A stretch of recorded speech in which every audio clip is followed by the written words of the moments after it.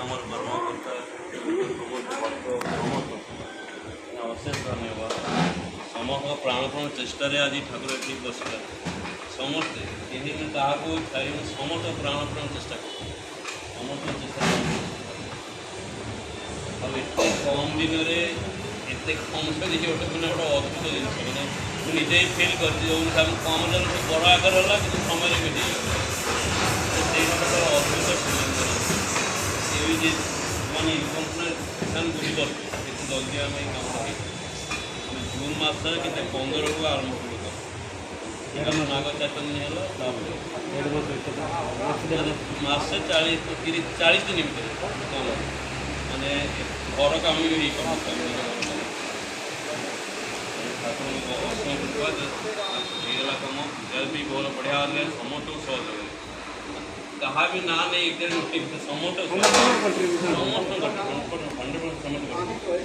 ଏଇ କାମଟା ନହେଲେ ହେଇପାରିବ। ମୁଁ କଲି କି ସବୁ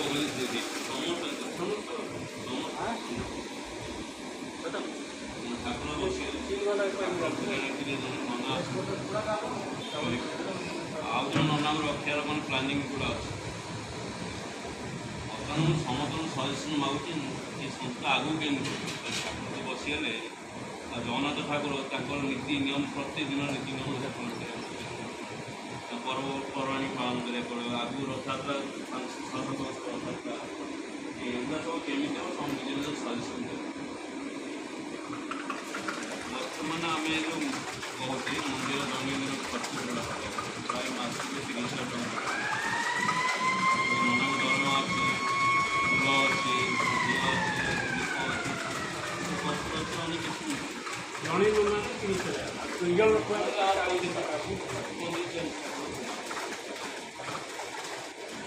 ଯେତେଟା ମିନିମାଇଜ୍ କରିବାକୁ ଚେଷ୍ଟା କରିବୁ କିନ୍ତୁ ଆଭରେଜ୍ 30,000 ଯଦି ଆମେ ସମସ୍ତଙ୍କର କଣ୍ଟ୍ରିବ୍ୟୁସନ୍ ରହିବ